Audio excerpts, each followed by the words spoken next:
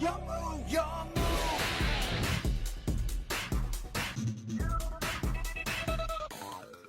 So starting off with the Monarch deck list, we of course are playing triple of the Ether. I think this card isn't actually as good as Erebus, which I'm just going to show you now. We are of course playing 3. I think Ether is only useful when you are going first or when you need to break a board. Because usually when you are going first, what you're going to do is you're going to usually want to get him in your hand. And that means during your opponent's turn with the Monarch Stormforth, you can actually get one of your only interruptions with this deck, which is to tribute one of your opponent's monsters and summon him. But if I had the choice, I'd usually always summon the Erebus because he can either take one out of your opponent's hand or non-target shuffle something from the graveyard or on the field back into the deck. So I think like Erebus is usually better. Ether is just good for that extra disruption and the fact you can summon Kuraz out the deck, which is again additional disruption, which I think the deck does lack of a little bit. For our tribute fodder, we of course have triple of the Kashtira Fenrir. I know this card is expensive. Well, it's not actually that expensive anymore. I do feel like this card is absolutely essential. The fact that it summons itself, gets another copy of itself to the hand, so in a future turn, if your monsters get wiped, you again have your tribute fodder. He also provides additional disruption, which, as I said before, I feel like Monarchs could do with some more. If they get like rid of your lock, you don't really have that much disruption to stop your opponent. So I feel like the more disruptions, the better. For another guy we're playing at 3 of, I don't know how to pronounce him. Anchumfrite or something like that. He's basically a Monarch card. You place him in your Pendulum Scale. He blows himself up to draw one, and then he specials himself out of the extra deck. You, of course, have to have no extra deck in order to use that effect, but this is Monarchs. We don't play an extra deck. So, basically just a draw one and a free body, and a 3 of, in my opinion. Just very, very good. For the Squires, we're playing triple of the Idea. Now, I love and hate this card. This card is, of course, very good because it gives you access to the Eidos, which, of course, we are playing 3 of as well. The problem is, it is probably the most vulnerable spot in the entire deck. If they effect veiler this, if they imperm this, if they ash this, your entire turn ends because you can't get to the Eidos and you don't get that additional normal summon, and you've just blown your normal summon on this level 1 that is basically useless to you. So I only really want to normal summon the Idea if it's a last resort or if I can guarantee that the effect is going to go through. If not, I'd rather just keep it in my hand and use the Prime Monarch to summon itself and that get tribute fodder that way. For our big tribute guys, which aren't Monarchs, we have double of the Vanity's Fiend and 1 of the Majesty's Fiend. The Majesty's Fiend is searchable as we play Return of the Monarchs. Vanity's Fiend not so much, but I feel like they're both just very good, and I didn't want to be playing so many tributes that I clog my hand. Monarchs are known for bricking, and I feel like this is the correct number. Maybe drop Vanity's Fiend for a Majesty's Fiend, but that's really up to personal preference. It's just better to have this in hand because if you open Tenacity, you can actually search spells by revealing the Majesty's Fiend. And for our last tribute summon monster, we have the 1 Kuraz. I didn't really make this the entire time I was playing at locals.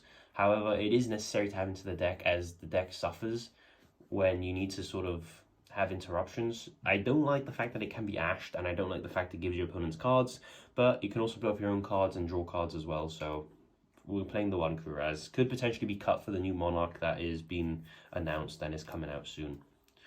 So that is it for the monsters. We played quite a few of them. Let's get on to the spells.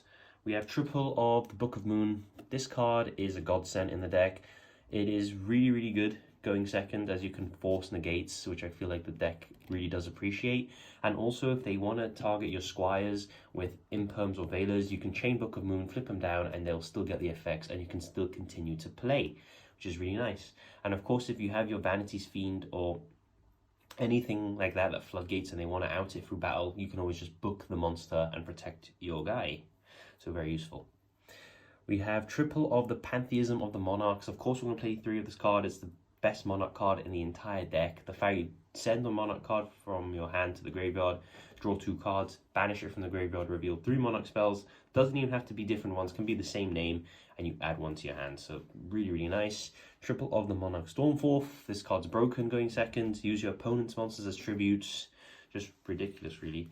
We have triple of the Tenacity, Consistency. We have to play 3. I realize you have to play 3 because you need to be seeing at least 2 cards to play the deck. You can't, there's no 1-card combos here. You need to be seeing 2 cards minimum to play. So Tenacity helps you get there. We have Triple Domain of the Monarchs. This is your main floodgate of the deck.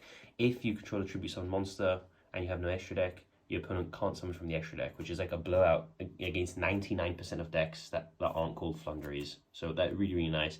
It also lowers your big Monarch's levels by 2, meaning it's only 1 tribute.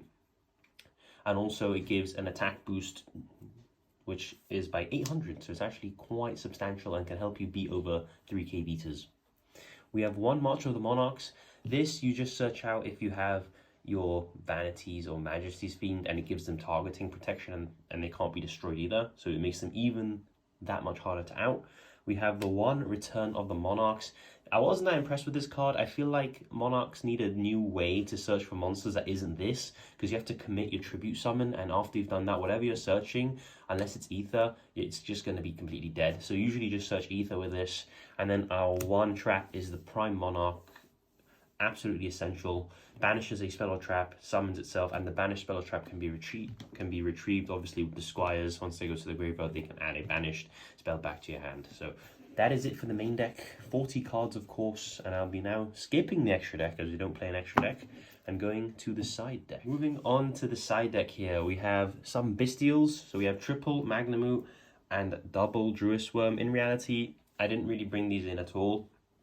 They're not that good anymore. This could easily be triple Nib and double of something else, so I probably recommend that. The only reason I was playing these is because they're special summons and you can use them as tribute fodder, and Druid Worm, you know, if used as tribute fodder, gives you a sort of chain block and helps break the board. So that is why I was playing this, but in theory maybe triple Nib and 2 of something else. For our spell and trap removal, I'm sort of playing something that isn't, you know, the standard here. I'm playing 1 of the Grand Murg, the Mega Monarch. I'm playing 1 Frost Blast of the Monarch, and then I'm playing the 1 Harpies, which is more standard. The reason I'm playing the Grand Murg is because when you tribute summon this, it targets 2 sets and destroys them. If you tribute a Earth, which is your Fenrir's by the way, you can also draw 1 card after that. And we all are playing the Frost Blast of the Monarchs because it is searchable, it can target a set, destroy it, then you can banish this and 1 Monarch spell or trap in the graveyard and blow up another set. So these 2 cards alone deal with 4 sets, and of course the Harpies, if you draw it, just deals with every set. So that is why we're playing this. You can swap this out if you don't feel like this is good tech and just play triple Twin Twister or triple Cosmic or triple Lightning Storm or whatever you feel like playing. For 1 of Change of Heart, Broken. Don't play Mind Control, that doesn't let you tribute, whereas Change of Heart does, so that's why I play Change of Heart. We play triple of Dark Ruler No More. This card is good. Is it as good as Evenly Matched? I'm unsure. This could easily be swapped out for Evenly Matched. This is a debate, it's personal preference. Maybe I switch to Evenly Matched, to be honest. I feel like Evenly Matched helps a lot more in the back row decks, in the back row matchups. And then to protect ourselves from them outing our floodgates, I play triple of the Solemn Judgment. Can also be triple Solemn Strike or a different trap. I just like the Solemn Judgment because it protects me from Evenly Matched as well. It's time! Let's go!